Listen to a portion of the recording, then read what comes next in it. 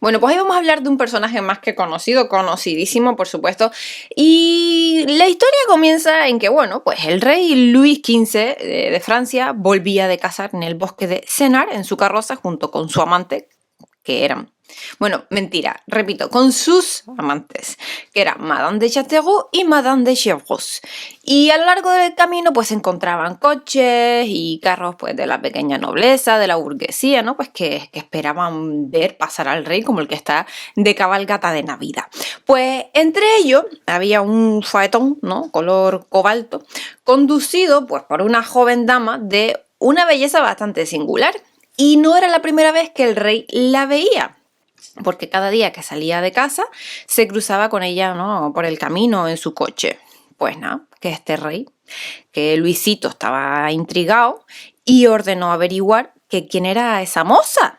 Y supo que era Madame Lenormand d'Étoile, conocida por nombre de nacimiento, bueno, nombrada por su familia, mejor dicho, Juana Antonieta Poisson, Poisson, pescado, no como el veneno.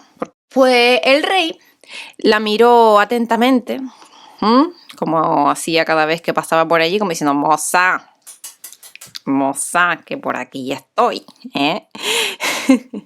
Que el rey te llama.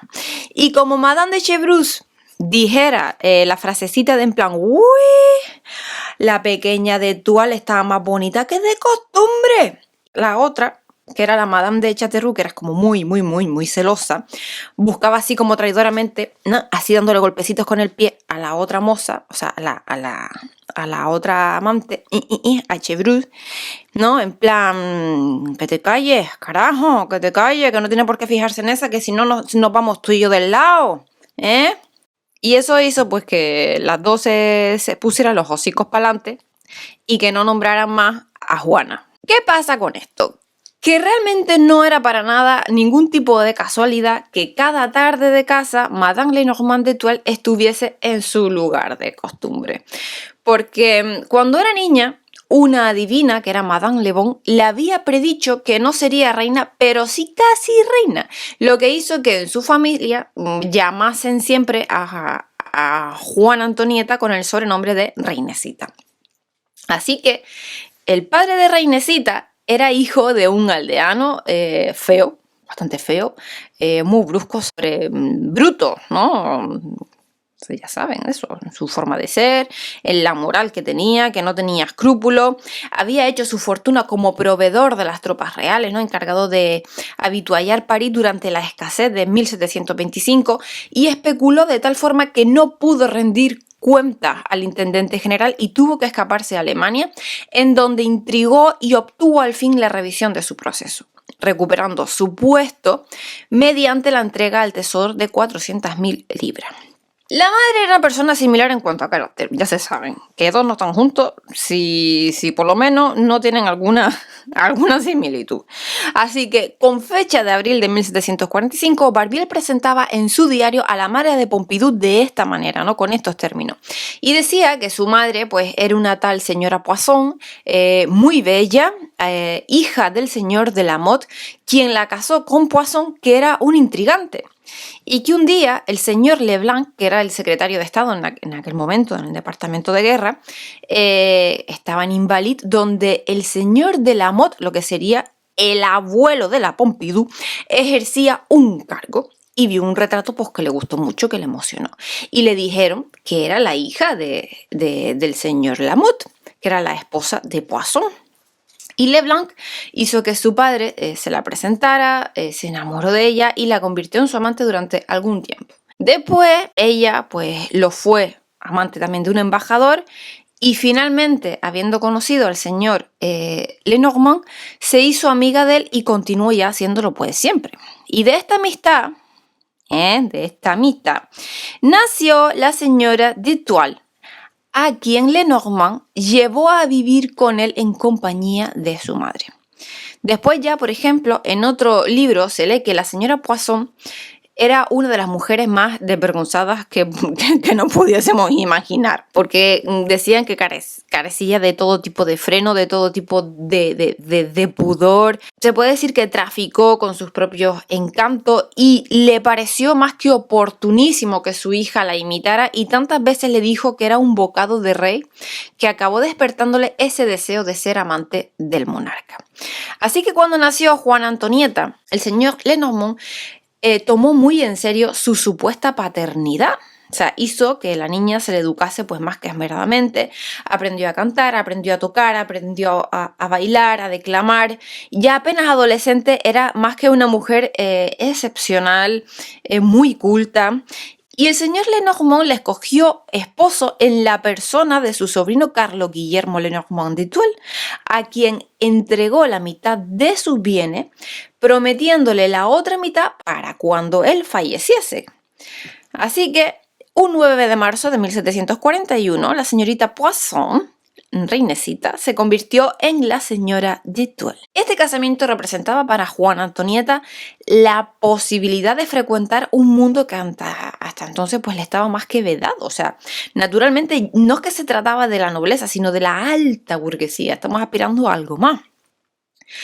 Y una de las principales amistades que consiguió hacer fue la de Madame de la Ferté-Imbold, quien narra la primera vez que la visitaron la señora Poisson y su hija, que ya estaba casada, y dice así que había alquilado una casa 4 puertas más allá de la de su padre, y la Poisson puso especial empeño en entrar en relaciones de amistad con su madre, cuyo salón pues comenzaba a adquirir ya una gran celebridad en aquel entonces, y tomó como pretexto que su hija, que deseaba ponerla en buena compañía y pues con gran asombro y la verdad que también desagrado, vio llegar un día a nuestra casa a la Poisson con su hija, o sea, a la que sería a la futura Madame de Pompadour. La madre, la verdad es que estaba tan desacreditada que era imposible cultivar su trato, pero la hija decía que sí merecía alguna cortesía. Se vio muy apurada pues, para separar una de la otra sin parecer grosera, pero al final consiguió su deseo, no devolviendo la visita más que a Madame de Tulle, o sea, lo que sería la futura Madame de Pompadour, la cual había pedido permiso a su madre para frecuentar su casa para adquirir esprit. Pues las amistades de su tío decía que ellas eran muy buenas personas y tal, pero que eran de muy mal tono. Ya sabes lo que quieren decir, ¿verdad?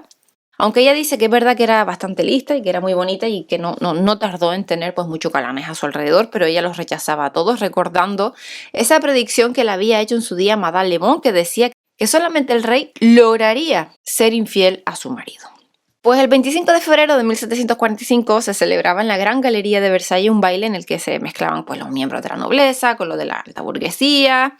Era un baile de disfraces, todo el mundo esperaba la llegada del rey, pues procurando adivinar quién iba a ser entre los hombres disfrazados y enmascarados. Y una dama, que era Madame de Portel, lo descubrió en un grupo y pues con bastante coquetería se lo llevó a una habitación en donde pues le dio mucho amor, mucha pasión, mucho deseo y una ambición descomunal, ¿no? Toda una gran ambición como puede venir de parte de una mujer hacia un rey. Lo triste es que después del combate amoroso, el supuesto rey se quitó el antifaz y resultó ser uno de los componentes de la Guardia Real, el cual, encontrando la aventura más que divertida, la explicó a todo el mundo.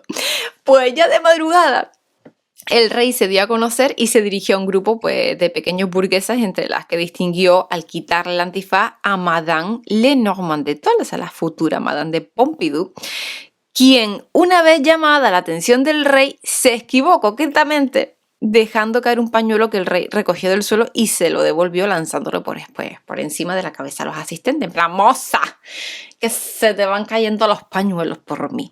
Pues algunos días después, yo tengo que decir alguna bobería, porque si no, no soy yo. Y yo últimamente estoy muy seria y eso como que no me cuaja. Pero bueno, hay momentos para todo, ¿verdad? En la vida del Señor. Es en la viña del Señor. ¿Por qué digo en la vida del Señor? Que también también la podemos decir. Bueno, algunos días después el rey habló con su más íntimo un camarero que se llamaba Binet y que daba la casualidad que era primo de Juana Antonieta.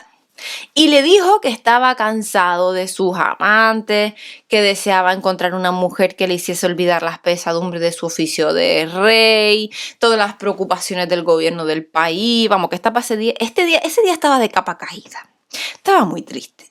Y Binet, bueno, pues dice, está bien. No te preocupes, rey. Pego ahí a hablarle de una mujer que le gustaría, que desde niña estaba enamorada de él, que no era otra que la señora del bosque, de cenar y del baile de máscara. Pues a 1 de abril el rey la invitó a cenar a solas con él en sus habitaciones. De madrugada la señora Lenormand de Tulle llegaba a su casa así como despeinada y con muchas ojeras, como la que tiene una buena marcha. Y esta primera entrevista no llegó a cuajar mucho a Luis XV, porque al parecer la señora de Tulle no era precisamente una gran amante. Se dijo después que era bastante fría, la verdad por no decir frígida, y que si conquistó al rey y permaneció a su lado como favorita durante largo tiempo, se debió más a su inteligencia que a sus sentidos, ya que supo sustituir estos con los placeres que al rey le podían proporcionar otras mujeres que ella escogía, que eran generalmente jóvenes e inexpertas y que no podían hacer daño a su papel de favorita real.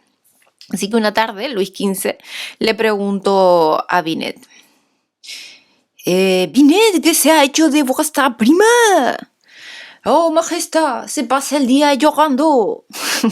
Oh, se debe arrepentir de haber pecado, pero me gustó mucho, parece un poco ambiciosa, me ha mostrado indiferente para ver cómo reacciona. Binet se apresuró a contestar que su prima se había enamorado locamente del rey, que su marido había sospechado algo y ella pues se debatía entre el amor al monarca y la fidelidad a su marido.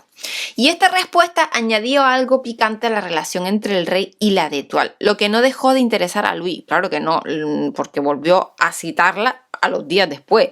Así que ya la futura marquesa de Pompidou, aleccionada pues por su primo, representó a la perfección el papel de mujer más que enamorada, que se debate entre el amor y el remordimiento, habló de su celoso marido, capaz de cualquier tipo de cosa, y el resultado de su representación teatral fue que el rey la invitase a quedarse y a instalarse en las habitaciones que antes había ocupado la marquesa de Mailly, que era su antiguo amante.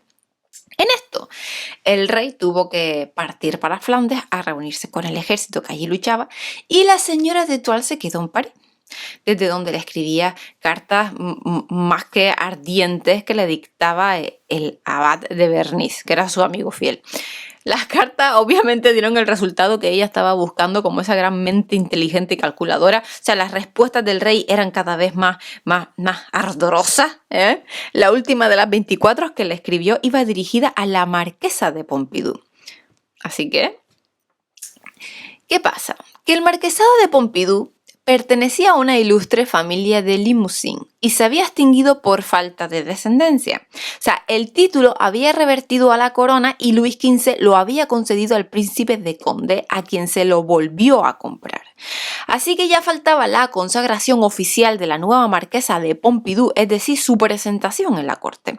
Y a todo eso, el marido de la nueva marquesa de Pompidou tomó mal, no, a peor, el hecho de que su esposa fuese la nueva favorita real. Cogió una pistola, anunció que iría a la corte a matar a su mujer. Los amigos le desarmaron y le convencieron de que lo más sensato era dejar que las cosas siguieran su curso y que se largase fuera de París. Y así lo hizo el pobre cornudo. Se instaló en Aviñón, en donde, bueno, pues por lo visto recapacitó, pero al cabo de unos meses volvió a París, donde se le concedió un magnífico empleo muy bien retribuido y, bueno, pues al fin y al cabo, yo qué sé, los cuernos dorados pesan menos, ¿será? No lo sé. Pero bueno, la presentación en la corte fue objeto de un pequeño escándalo, obviamente, porque hasta entonces las amantes del rey habían sido damas pertenecientes a la misma, pero es que ahora se trataba de una burguesita sin ningún tipo de título de nobleza, más que la de muy reciente que le había encima concedido el rey. Y una noche, en una reunión aristocrática, pues un tertuliano dijo: me gustaría saber quién será la que presentará a esta otra Y la dueña de la casa le dijo, no digáis más. La primera seré yo. Y así se hizo, porque Madame de Pompidou fue presentada al rey oficialmente, hizo las inclinaciones y reverencias que marcaba el protocolo y pronunció unas pocas palabras que dice así: estaré siempre al servicio de su majestad. Lo cual se puede entender de muchas maneras, pedazo de mentes sucias que son, de verdad. La reina, a quien también la Pompidou fue presentada, la acogió con benevolencia, cosa que no hicieron los hijos del rey, quienes desde entonces en adelante la llamaron Maman Pit o Madame Pit. Ya se saben, ¿no? Voy a tener que poner un pitido a eso. Verde. Bueno, como se ve, el lenguaje de la corte en aquellos tiempos era bastante libre. No es como hoy en día, ¿vale? Que tenemos más censura que en aquella época. En algunos días después de la presentación, la Pompidou fue choisi en compañía del rey. Este se puso pues muy malico y contraviniendo todas las previsiones, la reina sentó a su mesa a la favorita. En realidad, a la reina le importaba muy poco, no poquísimo, quien fuese el amante de su marido, porque estaba acostumbrada a ver pasar una tras otra a las damas de la corte y le hizo muchísima gracia que esta vez fuese una burguesita la que sustituía a las aristocráticas damas que la habían precedido. Por otra parte, no pudo prever la influencia que después tendría la nueva favorita y debió de pensar que era un capricho pasajero, pues como tantos otros, pero en esto pues se equivocó muchísimo. Porque la Pompidou fue una amante muy especial. O sea, como ya dije, se afirmaba de que era frígida y, o sea, muchas prostitutas lo son, pero saben fingir, es su oficio. Y si se añade a ello que en ningún momento pierden la cabeza, aunque lo simulen, dicho está que son, pues, en cierto punto más peligrosas que otras mujeres más sensuales que ella, ¿no? Y indiscutiblemente Madame de Pompidou era una advenediza, ¿no? La simple hija de un señor Poisson que carecía de todo refinamiento, o por lo menos del que era necesario para brillar en la corte, pero como era muy inteligente, poco a poco fue puliendo su lenguaje, sus maneras hasta hacer olvidar su humilde origen. Sin embargo, los comienzos fueron bastante difíciles. El mismo rey se sentía a veces molesto y solía decir como para justificarse: sí, hay que educarla, yo me entretendré en ello. Y la corte se dividió por esto en dos grandes bandos. O sea, de un lado había el bando tradicional y clerical, entre los que se encontraba el confesor del rey, que atacaba sin piedad a la nueva favorita. Uno, sobre todo, de los puntuales era el ministro Maurepas, quien tenía práctica en ello porque había sido enemigo sistemático de todas las amantes del rey, o sea, no por razones morales, sino porque se inmiscuían en los asuntos del Estado, no por otra cosa. Y por otro lado, la verdad que cada vez más numeroso estaba el grupo de los partidarios de la Pompidou, en el que figuraban los que pretendían abrirse paso fuera como fuese en la corte. Y claro, pues poco a poco, esos intelectuales y artistas que en todo tiempo y cada vez más recibían la protección de la favorita. No nos debemos olvidar la habilidad de la Pompidou, que desde que fue presentada a la reina no desperdició ni una sola ocasión de hacerse grata. O sea, la murmuración no había cesado ni ante las gradas del trono y la misma reina era víctima de ella. La Pompidou hizo todo lo posible para desvanecer la prevención que el rey tenía contra su esposa. Y el monarca se lo agradeció muchísimo. Y desde entonces se mostró menos descortés con ella, hasta el punto de compartir con la reina su mesa de juego, cosa que no había hecho jamás, y regalarle el 1 de enero de 1741 una cajita de oro para rapé con un reloj incrustado en el centro. Bueno, pues la Pompidou vivía en Versalles, en un pequeño apartamento compuesto de una antecámara, una cámara o salón, un comedor, una alcoba y una habitación para el servicio de mesa. Y Luis XV llegaba a las habitaciones de Madame de Pompidou muy de mañana, permanecía con ella hasta la hora de la misa, volvía después del oficio divino, comían pues lo que fuese que hubiera ese día, o sea, o sopa o trozo de asado, pero nunca se retiraba antes de las 6 de la tarde. Y podrá extrañar, ¿no?, esta mezcla de vicio y religión, pero era muy, muy frecuente en aquella época. Y esta anécdota es así, ¿no? Y es que un día Luis XV estaba con una de sus amantes y rechazó una cena porque en ella se le servía carne siendo día de vigilia. Y la diama le dijo: pero señor, ¿qué importa esto si vamos a pasar la noche juntos? Y el rey le respondió: ay, no añadamos un pecado más al que vamos a cometer, por favor. Por favor. Pues la característica principal de Luis XV no era la lascivia a pesar de todo, sino es que era el aburrimiento, se aburría con todo, no se conformaba con nada. Y la Pompidou tuvo que luchar contra este tedio que embargaba al rey con uñas, dientes y todo tipo de entretenimiento, porque el amor era un fugaz remedio. Y la favorita se dio cuenta de que el más bello y más raro triunfo de una mujer no era conquistar un amante, sino retenerlo. Por una crónica de la época se sabe que la señora era fría para el amor hasta el exceso y trató de despertar su helada naturaleza tomando chocolate perfumado con triple vainilla, trufas y menesteras de apio. Chocolate con apio. Bueno, el apio se pone al batido y le da un toque, pero el chocolate. Yo creo que el chocolate está bueno con todo. Habrá que probarlo un día. Pero aún así, no por nada, pero esto no fue muy bueno para su salud, las cosas como son. Y un día dijo a su amiga, que era Madame de Brancas, le dijo: tiemblo ante la idea de perder el corazón del rey al dejar de gustarle. Los hombres, como debéis de saber, dan mucha importancia a ciertas cosas y yo tengo la desgracia de ser un temperamento muy frío. Pues la señora de Brancas le recomendó que hiciese lo posible para que el rey se encontrase a gusto con ella, hablándole, distrayéndola, porque los hombres se cansan pronto en la cama y menos en el salón. En el fondo, la duquesa de Brancas sabía perfectamente que en la mayoría de los hombres la vanidad está por sobre de la voluptuosidad. O sea, si una mujer quiere halagar a un hombre después del acto amoroso, no debe preguntarle: ¿oh, has gozado? Sino decirle en plan: ¡oh, cómo me has hecho gozar!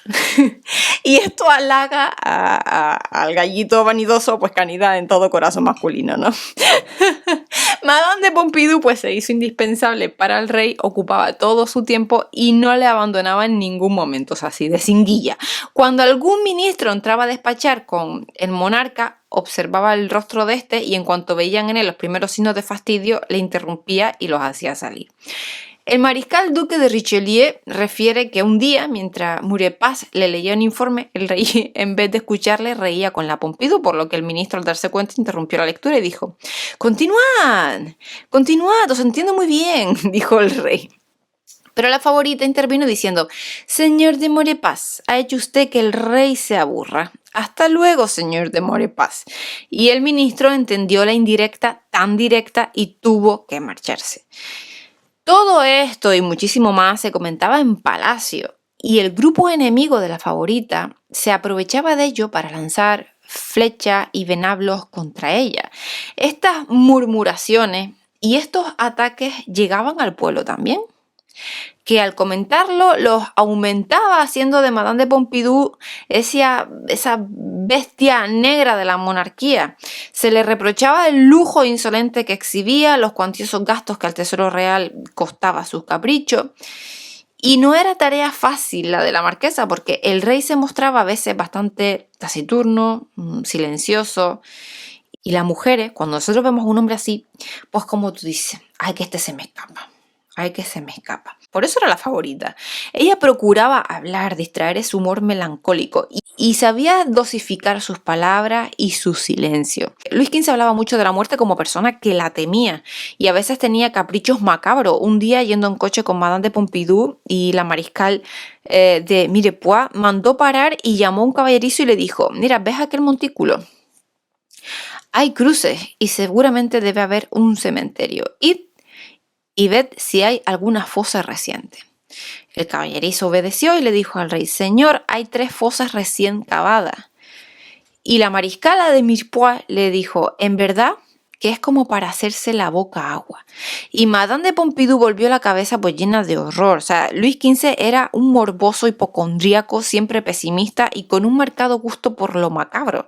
Cuando un ministro le presentaba un proyecto, fuese cual fuese, su primer impulso era oponerse a él temiendo siempre lo peor. Ni qué decir tiene que muchas veces tenía razón, pero bueno, no siempre, ¿vale?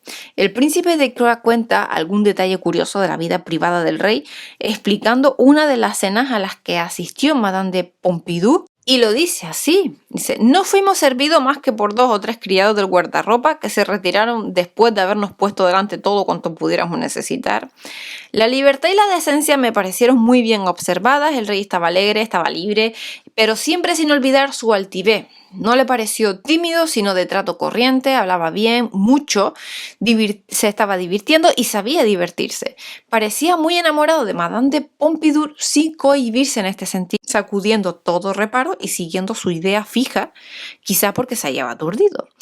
Le pareció muy enterado de las cosas menudas y de los pequeños detalles, pero no se arriesgó a tratar de cosas de importancia. La discreción nació con él. No obstante, dicen que algunos creen que la vida privada todo se lo comunicaba a la marquesa, que le pareció que le hablaba con demasiada libertad como a querida a quien amaba, pero con quien quería divertirse. Y eso se condujo muy bien y con mucho sentido, aunque el rey quería ser siempre el dueño absoluto y se conducía con firmeza en este punto. Que estuvieron 2 horas a la mesa con gran libertad, sin ningún exceso.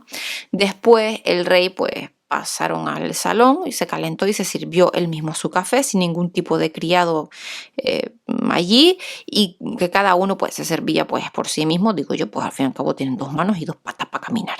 Formó una partida de cometa con Madame de Pompidou, Coigny, Madame de Brancas y el conde de Nueil. Jugaron un pequeño juego que al rey le gustaba, y mientras Madame de Pompidou decía que lo odiaba muchísimo y trataba de alejarse, pero el resto de invitados hicieron 2 partidas. Un pequeño juego.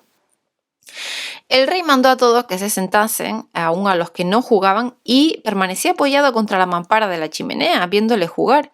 Y Madame de Pompidou se dormía, y como le dijese que era hora de retirarse, a la una se puso en pie y a media voz y alegremente dijo: «Vamos a acostarnos». Las damas hicieron una reverencia y se marcharon. El rey también hizo la reverencia y se encerró en sus habitaciones, y todos bajamos por las escaleras de Madame de Pompidou, a donde da una puerta, y regresamos por los salones a acompañarla mientras se acostaba.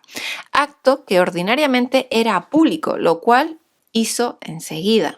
Otra forma de ser de Pompidou es que, al igual que distraía al rey, ella no dejaba de tener atenciones para con la reina, cosa que nunca antes habían hecho otras amantes del rey. O sea, incluso ella procuraba que el rey visitase con asiduidad los aposentos de la reina, le animaba a mostrarse respetuoso, incluso galante con ella. Una vez, mientras los reyes estaban en Choisy, la Pompidou hizo limpiar las habitaciones de la reina en Versalles, quien a su vuelta las encontró embellecidas, porque los dorados de las cámaras parecían pulidos, brillantes como nuevos. Las paredes estaban adornadas con nuevos tapices. Lo que era una sencilla cama de barrotes había sido sustituido por un lecho elegante y señorial cubierto de seda encarnada. Y a todo esto únase el hecho de que Madame de Pompidou reúne a su alrededor un grupo de intelectuales, de filósofos, poetas, autores teatrales, científicos, que dan relieve a sus reuniones. O sea, es ella la que recibe a Voltaire, a Armand Montel y a los autores de la enciclopedia. Hizo instalar un pequeño teatrito en el que se representaban obras de los autores contemporáneos y clásicos, empezando por el Tartufo de Molière. Se comentó que este teatro había costado millones, cuando en realidad no había pasado de una cantidad muchas veces inferior. O sea, participar en estas comedias era ambición de todas las personas de la corte. El papel de la favorita a estas alturas de Pompidou no era precisamente fácil.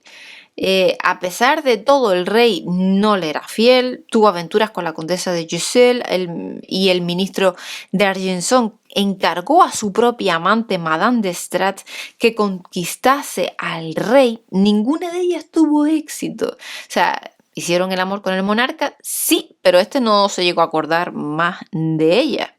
Cada noche a las 10 la Pompidou se reunía con Luis XV Eso lo sabía todo el mundo, incluso la reina. Una noche Madame de Pompidou jugaba con ella las cartas cuando en un reloj del salón sonaron las 10 y con gran confusión pues la favorita pidió permiso para ausentarse. Y la reina sonrió con bondad y decía, ¡id! Ya es la hora. Fue todo lo que dijo. Madame de Pompidou hizo una reverencia a la reina y fue a acostarse con el rey. La favorita dominaba al rey en todos los terrenos, o sea, incluido en el político. Hacía y deshacía ministros. Se decía que Maurepas era el autor de ciertos epigramas contra ella y la Pompidou decidió enfrentarse directamente con el ministro y le visitó en su despacho. Y le dijo a sí mismo, después se dirá que envío a buscar a los ministros, y esta vez he venido yo a buscaros. ¿Cuándo se descubrirá el autor de estos epigramas para mí? A lo que Maurepas le dijo, cuando lo sepa os lo diré, señora. Poco caso hacéis de las amigas del rey. Señora, siempre las he respetado, fuesen de la clase que fuesen. La respuesta era bastante hábil, pero la favorita se indigna. Y estaba indignada, y consiguió la destitución del ministro. Una vez que hubo alcanzado el poder sobre el rey, ya la Pompidou se dedicó a proteger a su familia. Primero pensó en su padre oficial cuya bajeza y ordinariedad la hacía sufrir constantemente. El señor Poisson se regodeaba en subrayar la situación anómala de su hija, a quien un día fue a visitar, apartó al criado, que no lo conocía, y le impedía el paso diciéndole, ¡botarate! Yo soy para que te enteres el padre de la barragana del rey. Otro día, en una reunión con 3 financieros, incitado por el vino, se puso a reír y dijo, ¿sabéis de qué me estoy riendo? Pues de verme reunido aquí con vosotros en medio de tanto lujo.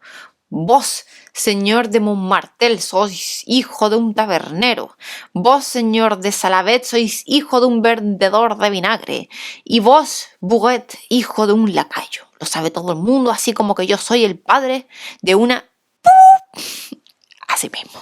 La Pompidou hizo que su padre se le concediese el señorío de Marigny. El hombre vivió hasta 1754 a la edad de 70 años, llevando una asistencia de hombre cínico, satisfecho y dado los placeres del vino. Pero mira que fastidió la marrana durante largo tiempo. El hermano de la Pompidou era todo lo contrario de ella, inteligente, guapo, tímido. Su modestia era tan grande que cuando le concedieron un título de marqués al principio rehusó usarlo y se quejaba de ver que por qué ser el hermano de la favorita real, nobles y personas importantes le estaban adulando, que no lo quería. Fue nombrado subconservador de los reales palacios y la Pompidou le mandó más tarde a Italia para que se familiarizase con el arte. Ella quería muchísimo a su hermano, hizo todo lo posible para aconsejarle, para otorgarle todos los honores que podía, algunos de los cuales él rechazó porque creía que no era apto para ello, y esto, pues la verdad que le honra, ¿no?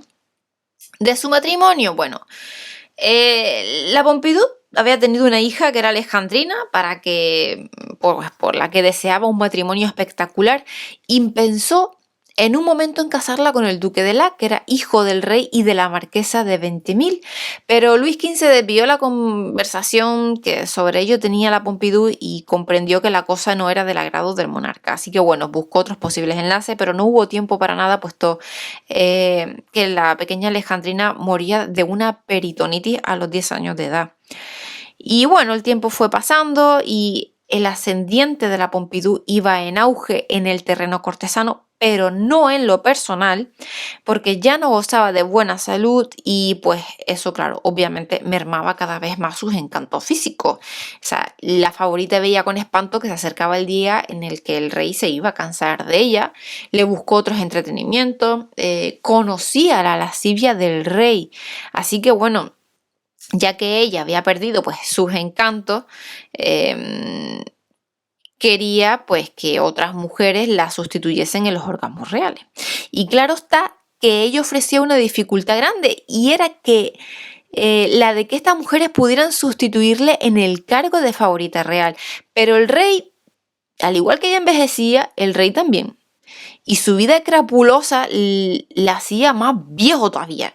Y como todos los viejos libidinosos, pues le apetecía carne fresca. O sea, la Pompidou se dio cuenta que favoreciendo este gusto senil tenía todas las de ganar, porque puesto que estas jovencitas inexpertas que podía llevar al lecho real no le iban a hacer sombra en el salón, o sea, en donde no podía ser presentada ni en la política de la que no sabían nada. Y al parecer la primera de las muchachas de que se sirvió la Pompidou fue de una tal Murphy, Louison Murphy. Era amiga nada menos que del célebre aventurero Casanova, quien nos explica en sus memorias cómo la conoció, que dice así: que se encontraba pues en la feria de San Lorenzo con su amigo Patou, y este tuvo la idea de que fuesen a cenar con una actriz flamenca llamada la Murphy, y la muchacha no le interesaba, pero bueno, que no, él no iba a negar el favor a su amigo. Entonces, bueno, pues hizo lo que él quiso, y la Murphy tenía una hermana, una moza de 13 años llamada Elena. Decía que era blanca como un lirio, que Elena reunía, cuanto más bello puede imaginar un pintor, que sus líneas eran muy suaves, que producían una sensación de felicidad y una deliciosa calma, que era rubia, pero que sus ojos tenían el fuego de los más bellos ojos negros. Un pintor alemán se hizo con un magnífico retrato de ella por el precio de 6 luises, y el artista, que era bastante diestro, tenía también aparte muy bien gusto, la pintó con una gran maestría, con mucha veracidad, que no se podía pedir nada más que admirarle, ¿no? Y que Casanova estaba satisfechísimo de aquel retrato y escribió bajo él "O Morphy", expresión que, aunque no sea de Homero, no por ello es menos griega, que significa bella. Entonces, Casanova sigue diciendo: ¿quién puede adivinar los designios secretos del destino? Pues entonces su amigo Patou quiso tomar una copia de aquel retrato, pero no era cosa de negar tan pequeño servicio a su amigo, y encargaron al mismo pintor que le hiciese la copia. Poco después, ya habiendo sido el pintor llamado a Versalles, mostró entre todos una reproducción en miniatura de aquel cuadro suyo, y que el señor de Saint-Quentin lo encontró tan admirable que lo enseñó al rey, y su majestad pues quiso comprobar con sus propios ojos si el original respondía al retrato. Así que el señor de Saint-Quentin, amigo complaciente más que del príncipe y ministro de sus placeres, fue encargado de la tarea, y al efecto preguntó al pintor si la modelo de aquella pintura podía ser llevada a Versalles. Y esto al pintor pues le pareció cosa fácil y prometió ocuparse del asunto. Bueno, pues esto se lo comunicó a Casanova. Casanova habló con la hermana de la muchacha, ella estaba muy satisfecha, comenzó a lavar a la jovencita 2 o 3 días más tarde, ya después de haberla vestido decentemente. Ambas hermanas salieron acompañadas del pintor para realizar el mayor experimento. Pues el ayuda de cámara del ministro tenía ya instrucciones al respecto y recluyó a las 2 muchachas en un pabellón del parque, mientras el pintor se instalaba en la posada, pues para esperar la conclusión de aquellas negociaciones. Y media hora después el rey entró en el pabellón y preguntó a Murphy si era griega. Y le dijo: ¿por qué te ríes? Dice: me río porque os parecéis como una gota de agua a otra, a un escudo de aceite. Que la ingenuidad de la muchacha hizo prorrumpir al rey en una gran carcajada, y luego le preguntó si le gustaría quedarse en Versalles. Y la pequeña le dijo: depende de mi hermana. Pues la hermana se apresuró a manifestar al rey que no deseaba otra cosa sino tan inmensa fortuna. Bueno, el rey se fue, pero un cuarto de hora después el señor de Saint-Quentin apareció, instaló a la pequeña en un departamento, dejándola a cargo de una mujer y acompañado de la hermana mayor, que fue a reunirse con el pintor, a quien se le dieron 50 luises por el retrato y nada a la Murphy. Tomó solo su dirección y prometió que le iba a dar noticias suyas. En efecto, al día siguiente le envió 1000 escudos. Bueno, pues Casanova sigue diciendo así que la joven y bella Murphy, porque al rey la llamó siempre así, le gustó al monarca más aún por sus gentilezas y por su ingenuidad que por su rara belleza, la más correcta que él había visto jamás.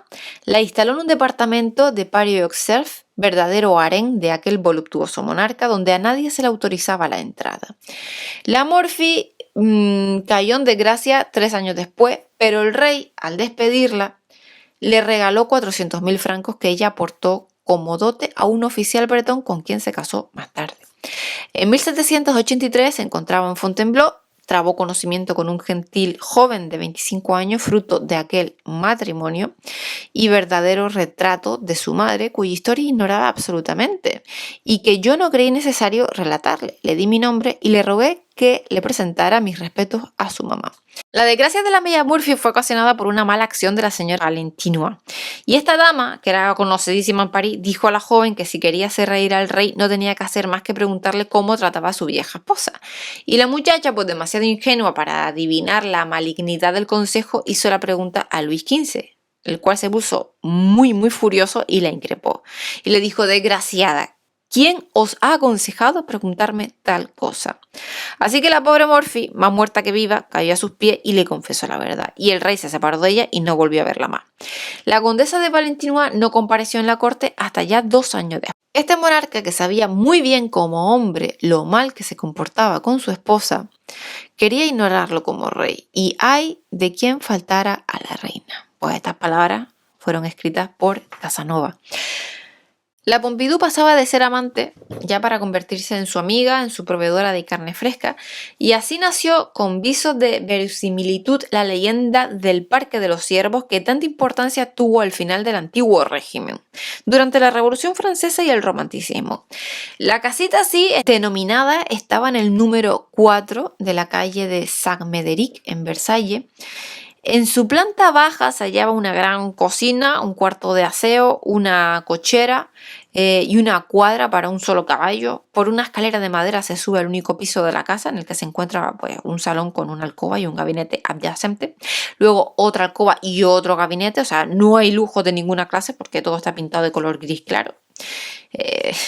Qué lejos está, ¿no?, esta realidad de las fantasías que han hecho escribir a ciertos historiadores de un pequeño palacio que había costado 100 o 150 millones de francos, o sea, un pretendido castillo siniestro en el que gruesas puertas ahogaban los gritos de la víctima de la lubricidad del rey. Oh, víctimas que algunas memorias cifran en 1800.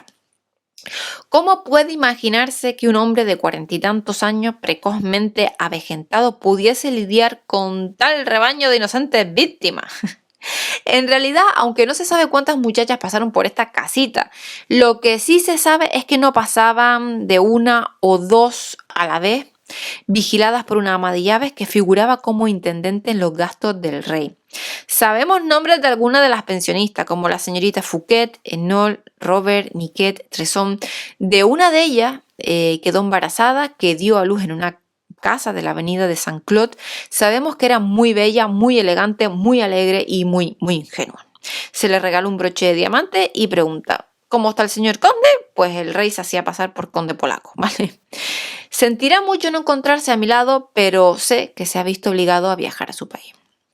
Dijo también que su madre era viuda, que era pobre y que el señor conde había salvado a la familia dándole 1.500 libras de renta y 6.000 francos en dinero contante. Madame de Joset, que hacía de intermediaria entre el rey y las pensionistas del Parque de los Ciervos, explicaba esto, que 6 días después dio a luz, siguiendo mis instrucciones. Me dijeron que había sido una niña, aunque en verdad fue un varón, y poco después debían decirle que su hija había muerto a fin de borrar todo rasgo de su existencia durante cierto tiempo. Más tarde ya sería devuelto a su madre. El rey daba 7 u 8.000 libras de renta a cada uno de sus hijos. Heredaban los unos a los otros a medida que se iban muriendo. Los fallecidos eran ya 6 o 7. Bueno, pues la muchacha en cuestión fue casada en provincias con 40.000 escudos de dote y algunos diamantes. Alguna muchacha descubrió la verdad y fue encerrada en un manicomio donde se le quiso hacer creer que sufría alucinaciones y que todo lo había soñado. La verdad que este cruel comportamiento no parecía tal ni al rey ni a Madame de Pompidou, quienes al contrario creían que actuaban con gran bondad. Una muchacha hubo que por un momento parecía que iba a desbancar a la Pompidou, que era Ana de Coupiers de Romans, que era hija de un abogado de Grenoble. La muchacha quedó embarazada y trajo al mundo un niño del que no consintió separarse, que fue bautizado con el nombre de Luis Amado Borbón, como hijo de Carlos de Borbón, capitán de caballería. Y un día, paseando por los jardines de Versalles, la Pompidou se hizo la encontradiza con Ana de Coupiers y admiró mucho al niño preguntando que quién era su padre, a lo que respondió la muchacha diciendo que era alguien muy importante que sin duda le sería conocido. Y bueno, pues la Pompidou tuvo bastante miedo de esta nueva rival, pero pronto se tranquilizó porque Ana era más bien sosa, sin ninguna gracia en la conversación, lo que pues al poco tiempo aburrió también al rey. El desenlace de la aventura de este fue bastante cruel porque Luis XV hizo raptar al niño, se educó lejos de su madre, que más tarde fue tras una juventud desgraciada el abad de Borbón, protegido por Luis XVI y con grandes éxitos femeninos. Ana fue casada a la fuerza con un tal Messier de Cavaignac y desapareció del libro de la historia.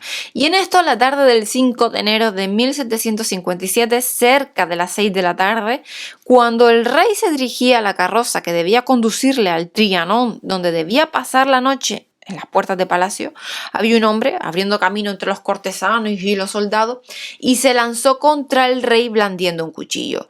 La herida que le causa es tan leve que el cirujano Lamartinière dice que el rey podrá reanudar sus ocupaciones habituales al cabo de 3 días, pero que no le pasó nada, pero el rey estaba muy asustado y permaneció en cama y llamó a un confesor y pasa 3/4 de hora con el monarca.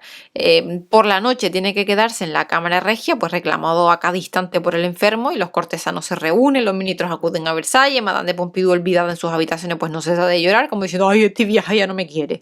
Luis XV no pronuncia su nombre en ningún momento porque el miedo a la muerte le hace olvidar su amistad, le hace olvidar su afecto, le hace olvidar de todo. Un ministro entra en la habitación del rey, 1 hora después entra en el gabinete de la marquesa. Todo el mundo está a la espera de lo que va a pasar, en plan, pero la Pompidou va a continuar en palacio, va a ser despedida. ¿Qué va a hacer? Cuando el ministro sale, el abad de Bernis entra en el gabinete de la carroja de la marquesa, que sollozando exclama, ¡ay, tengo que partir! Y casi se desmaya. Pero una amiga fiel de la Pompidou, Madame de Mirepoix, le invita a reflexionar. Mira, no olvidéis que quien abandona la partida la pierde, y el ministro d'Argenson está en contra vuestra y se aproveche de la debilidad del rey en este momento. Retrasad vuestra partida el mayor tiempo posible, y así lo hizo. Y pasado el susto, pasó también el arrepentimiento del rey, que a los pocos días volvió a frecuentar las habitaciones de la Pompidou, y d'Argenson pues fue desterrado. Por el contrario, el abad Bernis fue nombrado ministro, luego embajador, llegó incluso a cardenal, pero conoció una vez más también la amargura de la desgracia en el favor del rey. O sea, el 26 de marzo el regicida fue condenado a muerte y antes de la ejecución se le sometió a un interrogatorio de 5 horas. Afirmó que no tenía cómplice y dijo que había decidido el atentado pues para evitar el escándalo de un rey sometido a los caprichos de una concubina, y en la ejecución concurrieron detalles horribles, porque se le cortó la mano en la que había llevado el cuchillo con el que había herido al rey y después fue descuartizado vivo. La plaza de la Greve estaba atestada de gente y se pagaron pues altísimos precios para ocupar las ventanas y azoteas que la dominaban. O sea, una cosa. Un cronista de la época dice que las mujeres tan sensibles, tan compasivas, asistieron al suplicio con los ojos secos, sin testimoniar la más leve emoción, mientras que los hombres desviaban las miradas y se estremecían. Pero el fin de la Pompidou se acercaba cada vez más porque estaba más enferma, arrojaba ya sangre por la boca, vivía atormentada por escalofríos alternados con violentos accesos febriles, y a pesar de ello continuaba asistiendo a recepciones y asistiendo también a banquetes. Pero un día es verdad que ya no pudo más, se sintió morir, pero a la vez estaba pues como serena, estaba impasible, y el 15 de abril de 1764 dictó un codicilio a su testamento y se dirigió al confesor que tenía a su lado y le dijo: «No vayáis, padre, nos iremos juntos». La sentaron en una butaca y allí mismo se quedó. El rey aplazó aquel día un banquete de gala que debía celebrarse, sabía dominar sus sentimientos y así fue que lo hizo. Algunos historiadores narran que cuando vio pasar el entierro de la marquesa de Pompidou bajo la lluvia dijo: «Mal tiempo tiene la marquesa para su último paseo». Tal vez lo dijo, tal vez no, pero bueno, un cronista narra lo siguiente que prueba que la muerte de la Pompidou le afectó profundamente y dice así: «El rey estaba enterado de la hora de los funerales, eran las 7 de la tarde, hacía un tiempo espantoso, el rey tomó el brazo de Chamfort y cuando estuvo en su aposento cerró la puerta, salió al balcón. En religioso silencio estuvo contemplando cómo se alejaba el cortejo fúnebre. y a pesar del mal tiempo, a cuyas injurias parecía insensible, permaneció en el balcón hasta que el entierro hubo desaparecido. Entonces volvió a entrar en el aposento. 2 gruesas lágrimas se desprendían de sus ojos.